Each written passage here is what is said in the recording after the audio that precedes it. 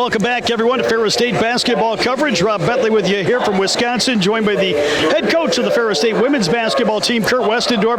75-69 win. Coach, you said during your pregame interview, first team maybe to score 70 points was going to win the basketball game, and you were right on cue. I had completely forgot about that, but I'm sounding like a prophet there. So, yeah, being that first team to 70, you're never going to be able to hold Parkside down completely for an entire game. So offensively, you got to make sure that you're in attack mode. You got to make sure your foot is on the pedal, and I felt like we did a nice job of that all throughout the game today, of trying to be the aggressor, trying to get downhill, trying to take the open shots when they were available.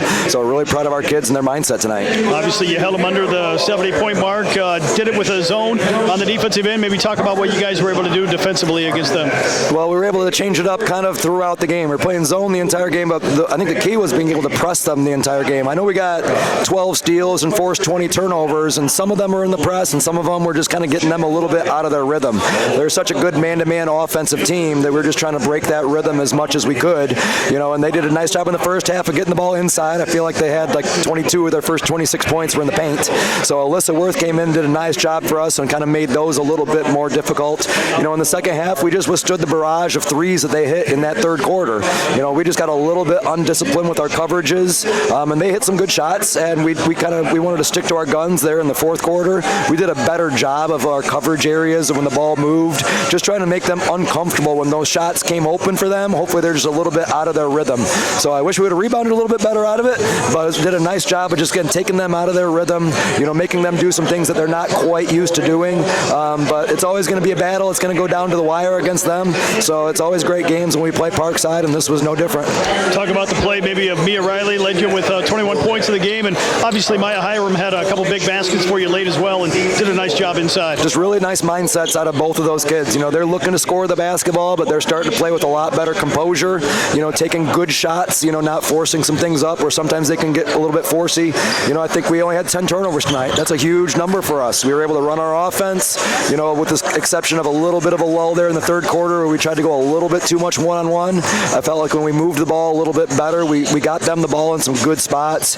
Maya's that player that has such excellent touch, in the paint. She can really rise up and shoot over some defenders. It was going to be hard to get around them, for angle baskets in the post, but we felt like she has that nice touch shot over the defense and just did a nice job of getting her some of those touches, some of those makes. And Mia's just a natural scorer, so she's finding ways in transition to find shots, and she's always having her eyes on the rim. She always has that attack mentality. So when the defense is just hesitating just a little bit or has their hands down a little bit, Mia's ready to pull the trigger, and she made some big ones for us tonight.